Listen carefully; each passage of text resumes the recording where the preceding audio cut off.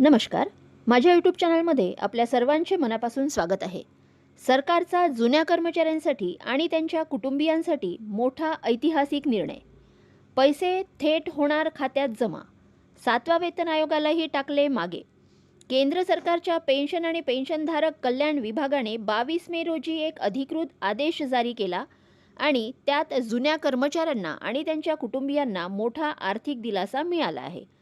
चला तर जाणून घेऊयात याबद्दल सविस्तर माहिती. त्यापूर्वी चॅनलला पहिल्यांदा भेट देत असाल तर लाईक करायला विसरू नका, सबस्क्राईब करायला विसरू नका, नवीन अपडेटसाठी बेल आयकनला प्रेस करायला विसरू नका आणि माहिती आवडल्यास आपल्या सहकारी मित्रांना शेअर करायला देखील विसरू नका. चला तर जाणून घेऊयात सविस्तर माहिती. सरकारने या कर्मचाऱ्यांसाठी महागाई सवलत भत्ता वाढवण्याचा निर्णय घेतला आहे. हा निर्णय अशा निवृत्त कर्मचाऱ्यांसाठी आणि त्यांच्या कुटुंबियांसाठी लागू होणार आहे जे अजूनही 5व्या वेतन आयोगाच्या कक्षेत येतात. नवीन डी.आर. दर 1 जुलै 2025 आणि 1 जानेवारी 2026 पासून लागू केले जाणार आहेत.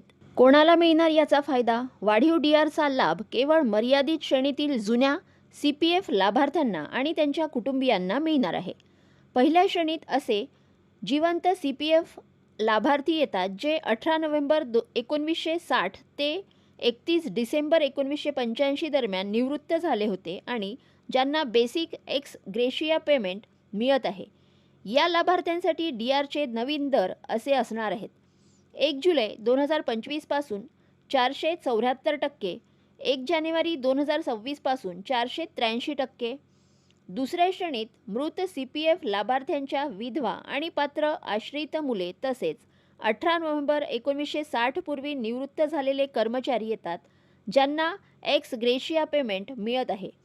त्यांच्यासाठी डी.आरचे नवीन दर असे असणार आहेत. 1 जुलै 2025 पासून 466%, 1 जानेवारी 2026 पासून 475%.